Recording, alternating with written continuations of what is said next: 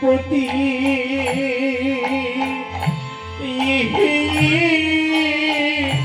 তোমার মন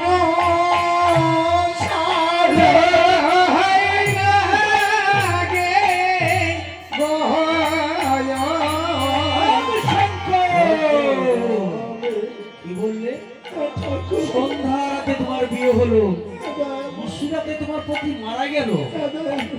এরপতি মনসার লাগে মনসা মনসা মনসা এক এক করে প্রতি ঘর ঘর বিনাশ হতে চলেছে। কিচ্ছু বলি না, আমার কন্যা বলি এই অভাগীর প্রতিকে দংশন করেছে মনসার লাগে। ন্যায্য বিচার আমি মনসার আমি করবো, বিচার তো করবো। তবে এই রকমের তো পরিচয়, শ্বশুর কুলের পরিচয় আমার জানতে হবে। কন্যা বলো প্রভু, তোমার শ্বশুর কুলের পরিচয় তোমার কিছু জানা আছে? আছে ঠাকুর। থাকলে মা এক এক করে বলবে, আমি বিচার করে দেব। প্রভু গো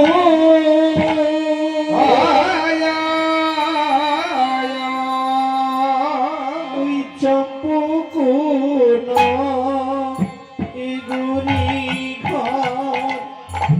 শ্বশুরের নাম চাঁদি সঙ্গা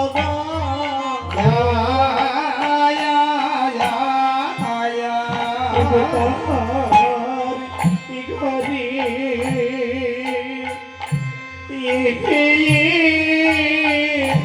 ছোট পুতির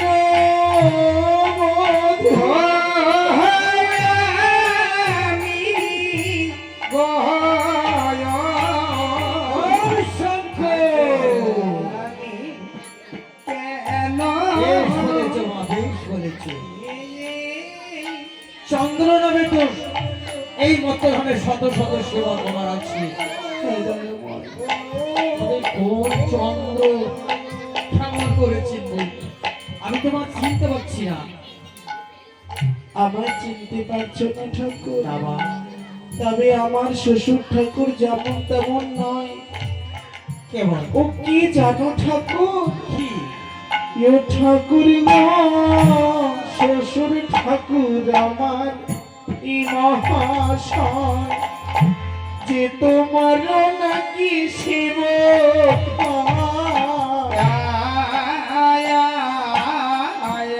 তাহার কেন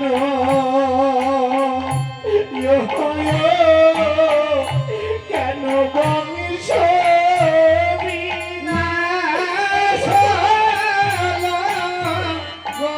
শ্বশুর ঠাকুর যে তোমার শিব নিত্যদিন প্রভাত কালে উঠে তোমার বিল্লপত্র দিয়ে পূজা করে। তোমাকে সেবা না দিয়ে আমার শ্বশুর ঠাকুর জলগ্রহণ করতে পারে না। তবে বলো দয়াময়, কেন আমার শ্বশুর ঠাকুরের এইভাবে এক এক করে বংশ তোমার শ্বশুর হচ্ছে বড় দাঙ্গাবাজ। কি বলছো? আমার এই মনসার সঙ্গে করেছে বাদ, সেই জন্য তোমার প্রতিকে দংশন করেছে মনসার লাগে। তার জন্য আমি কি করব বলো দেখি? তুমি ঠিকই বলেছ, আমার শ্বশুর ঠাকুর তোমার কন্যা মনসার সাথে বাদ করেছি। হয়তো আমার শ্বশুর ঠাকুর তোমার কন্যার চরণে অন্যায় করেছে, হয়তো আমার শাশুড়ি মাতা অপরাধ করেছে। তবে তবে একদিন নিশির জন্য ওই বিছানি থেকে চম্পকনগরে আমি এসে আমি এমন কোন অন্যায় অপরাধ করেছি তোমার কন্যা চরণে? কেন আমার বাসার ঘরে আমার পতিটিকে চিরতরে ঘিরে নিল?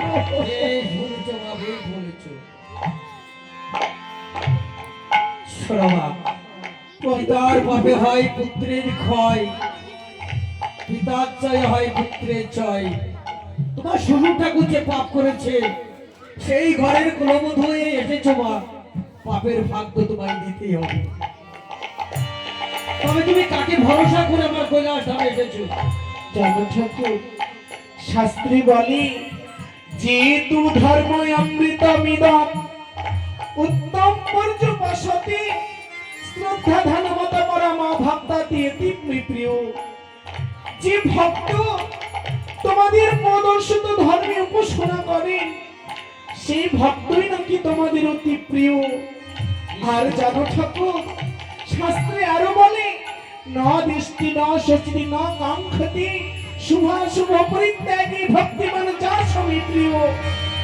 যে ভক্ত মনের সকল আশা আকাঙ্ক্ষাকে দূরীভূত করে শুধুমাত্র পতিকে পাবো বলে মা গঙ্গার জলে 6 মাস ধরে ভেসে আসে, সে যে আর অন্য কাউকে ভরসা করে না ঠাকুর।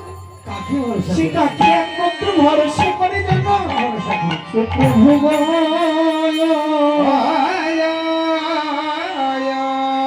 তুমি গতির পতি করো, তুমি আমার পতির গতি। আমার ভালো মন গো, তুমি করি অবিচার ভগবানে যাবো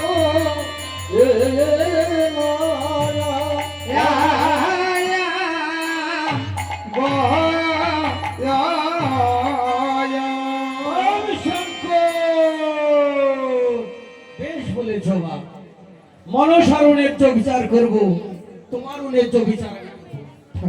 তবে বিচারের আগে তোমায় কয়েকটি কথা আমি জিজ্ঞাসা করব।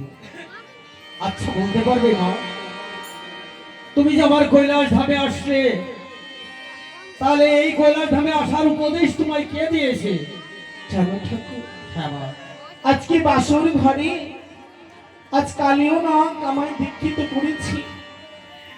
আর এই শিবের কৈলাসের সন্ধান কালিও নাগ আমায় পূর্বে দেখিয়েছে। ভুল বলছো তুমি। আর আমায় উপদেশ দিয়েছি তোমারই কন্যা নেতা মাসি। নেতা? ভুল কোন কথা শুনে তুমি ভুলবো? কালিও নাগ তোমার জোটেই আছে। হ্যাঁ, কালিও নাগের কথা মতোই তো আমি আহার নিদ্রা পরিত্যাগ করে 6 মাস ধরে ভেসে ভেসে এসেছি তোমার কালিও নাগ? কাছে। তোমার কালিও নাগ তোমার জটা ধরে নেই প্রভু। আমার বাসরের দিন তোমার কন্যা মনসা, সেই দিন তোমার মস্তক হইতে কালিও নাগকে চুরি করে নিয়ে গেছি। তাই বলছি। বেশ, তবে নেতা তোমায় এই পথ দেখিয়ে দিয়েছে। হ্যাঁ ঠাকুর। আচ্ছা আচ্ছা, সত্যই মা তুমি পরম বৈষ্ণব রমণী। আর বৈষ্ণব রমণী যদি না হবে, তুমি এই উজানের সন্ধান তুমি কেমন করে বা জানবে? আর উজান বই আমার কৈলাস ধামে কেমন করে বা তুমি আসবে? সত্যই পরম বৈষ্ণব রমণী। হ্যাঁ সত্যই তুমি আমার ভক্ত। তাই শোনো মা, ঠাকুর। তুমি তোমার ভক্ত। হ্যাঁ ঠাকুর। একটিবার তোমায় আমি পরীক্ষা করতে চাই।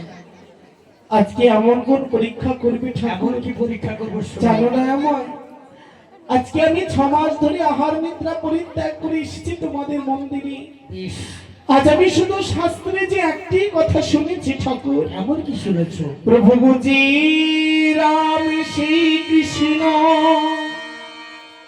ওগো ভজ নিষ্ঠা করি, আর এই নামের সহিতে আছেন আমার যেন আপন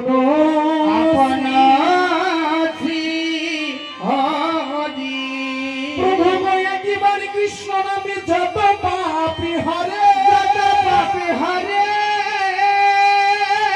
জীবীর কি সাধ্য গো দয়া, সাধ্য আছে দয়াময়, তবু কেউ তত পাপি করে। আমি হরি নাম, এই মধুমাখা কৃষ্ণ নাম বদনে গাইতে গাইতে তোমার চরণ তলে এসেছি। বেশ, এমন কোন পরীক্ষা চাও তুমি? এমন কি পরীক্ষা করবো শুনে নাও। বলো দয়াময়। তুমি এখানে ওই বেদবার বিষটাকে তোমাকে বেদবার বিষ থেকে তুমি খুব খুশি রাখতে হবে। কেন ঠাকুর? দেখে তোমার ওই মৃতমতি আমার চরণ তলে ফেলে রাখবে, ফেলে রেখি? আর এই বেদবার বিষটাকে দূরে রাখবে। হ্যাঁ দয়াময়। সদবার বেশ করে আমার কৈলাস ধামে তুমি আসবে। এই কৈলাস ধামে থাকবে কাঁচা সরা। কাঁচা সরা? হ্যাঁ, তারপর? এই কাঁচা সরার উপরে হাস্যবদনে তাথই তাথই করে নৃত্য করে আমার মনোবাসনা যদি তুমি পূর্ণ করতে পারো মা, ঠাকুর তাহলে পেলেও হয়তো তোমার প্রতি জীবন। একই কঠিন পরীক্ষায় ফেলছো আমায়। তুমি বলতে পারো দয়াময়, এই জগৎ সংসার বিধবার এই সাদা থানে দূরে দুরভিত করে সাধুমারি বেশি অষ্ট অলঙ্কারে সজ্জিত হয়ে এই মরাপতিকে ঠাকুরের চরে বিসর্জন দিয়ে আজ কাঁচা সরার উপর তাথই তাথই করে নৃত্য গীত করে তোমার মনোরঞ্জন করতে বলতে পারো ঠাকুর। পারে মা পারে, তবে কোন রমণী পরে জানো মা? বলো কোন এই রমণী? দেখো রমণী বসে আছে, এদের মধ্যে তিন প্রকারের রমণী আছে। একটি হচ্ছে আত্মসুখে সুখী, হ্যাঁ প্রভু, সে রমণী পারবে না। তবে আর একটি হচ্ছে পরসুখে সুখী, সে রমণী পারবে না। কোন রমণী পারবে জানো? তুমি কোন রমণী পারে? যে রমণী প্রতির সুখে সুখী, হাস্যবোধনে নিত্য কোনো গান কেন, পতির জন্য সেই রমণী নরকে চলে যাবে, তবে মনে সে দ্বিধাবোধ রাখবে না, সেই রমণীটা পারবে। জানো প্রভু, হ্যাঁ মা, আমি যে আত্মসুখী সুখী নই, আমি জানি না। আমি পরসুখী সুখী নই, আমি একমাত্র আমার পতির সুখী সুখী, আমার এই প্রাণ গোবিন্দর সুখী সুখী। আমি পতির জন্য নাচতে গাইতে কেন? তুমি যদি বলো ওই নরকে ঝাঁপ দিতে হবে, তা আমি পিছু পাবো না। কেন জানো ঠাকুর? কেন?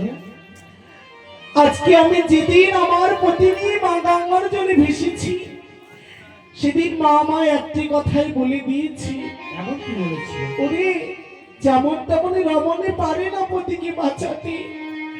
এই জগৎ মাঝারি যে জন গুণবতী সতী, আজি সুশীলা সুমতি যাহা, সুশীলা সুমতি যা, আরে হিয়ার মাঝারি প্রতিধান কি লুকাইয়া সেই মাহাই ভব ভব নদী হাই পা।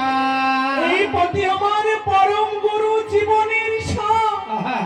আর এই পতির চরণ ভজিবার কারণে তো আমি ভবে এসেছি।